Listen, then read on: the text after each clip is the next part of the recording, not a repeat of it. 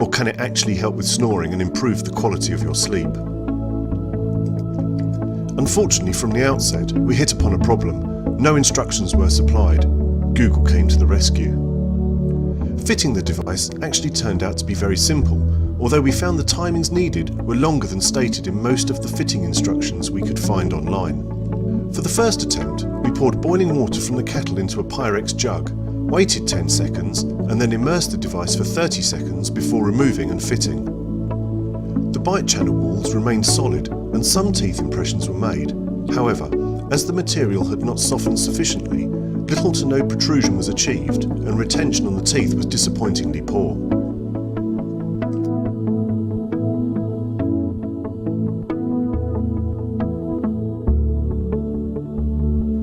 For the second attempt, we waited only 6 seconds after pouring the water into the jug and left the device in the water for 40 seconds. This turned out to be the absolute limit, as any longer and it would have been a disaster. The plastic became very soft, slightly floppy and was on the verge of distorting. Despite this, a better fit was attained, even though the walls were bitten down slightly in places. Some protrusion was achieved, but not much. Retention was good at the front, but less so on the back teeth. If we were to make a third attempt, 35 seconds would be the suggested ideal time.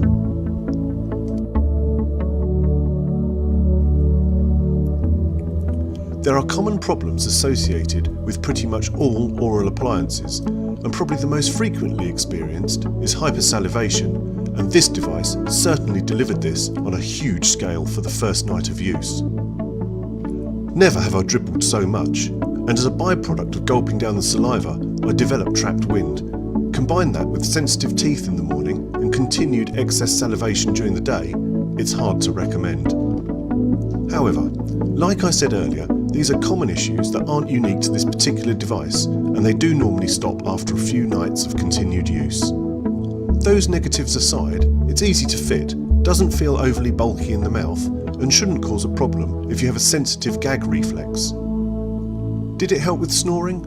Well, no, not in this instance, as the achieved protrusion was minimal and retention was an issue. We wouldn't recommend this product, but not because it wasn't effective in our tests.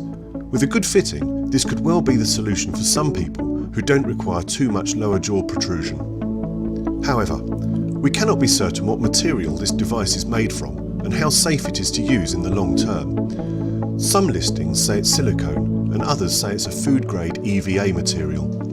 For any oral appliance, we recommend you always look for a legitimate CE marking in Europe or FDA clearance in the USA. To find the cause of your snoring and which product would be appropriate for you, visit our website britishsnoring.co.uk and take the interactive snore tests. The online tool